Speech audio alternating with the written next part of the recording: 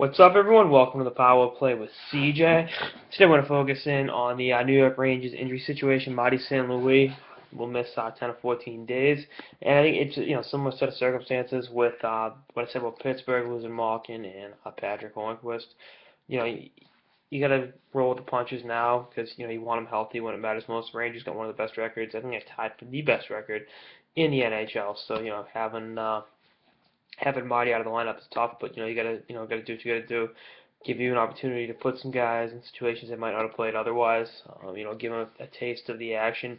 So if you gotta plug them in said circumstances in the playoffs, that'd be great. Hopefully, it leads to a crease nice night with JT Miller. I mean, I've been a huge JT Miller fan since they drafted him off the U.S. development team. So to see him, playing a little more consistently than he has in the past, that makes me happy, and hopefully, sign of things to come for the former Plymouth Whaler and member of the United States World Junior Team.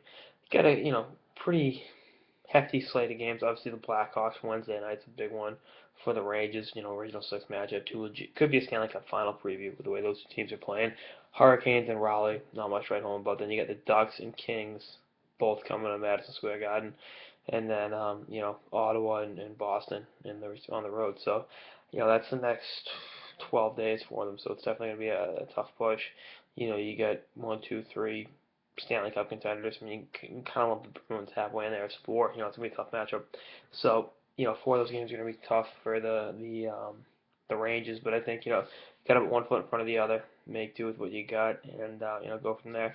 Supposedly Tuesday, the 24th, against the Kings, the other part of the injury news, Henrik Lundqvist will be coming back, so that's a shot in the arm. But I mean, Cam Talbot's been playing great, but anyone that advocates that it's Talbot's neck from now on is foolish. Obviously, he's had a great stretch, and I said before, the worst case scenario is Lundqvist gets torched in game 1 of the playoffs, and people start clamoring for Talbot because that's the way it works in New York City with that media. The Post would have a back page, King of Nothing or something like that. Phony King. That's how the New York Post works. So, you got to be able to roll with the punches. Talbot has performed admirably. Said it before, I'll say it again. But Hank is Hank, and if the Rangers want to win the Stanley Cup, it's going to be with King Henrik between the pipes. So, we'll see what happens with that. Definitely something to keep an eye on. But, I'm really excited for the stretch run. Rangers are going to be, in the middle of it. Definitely a legitimate contender. So, anytime you can, the Rangers are like Pittsburgh in 2009, losing in the final and wanting to come back stronger. And, they kind of a rough start. Not a rough start, but inconsistencies at the start of the year.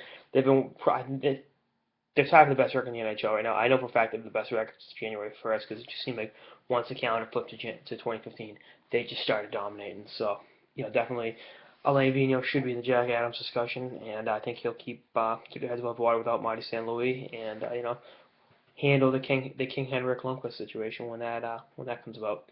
Anyway, that's all I got this episode of the Power Play with CJ on the New York Rangers injury situation, specifically Marty St. and Henrik Lundqvist. Stay tuned for more episodes of the season and beyond. Later, guys.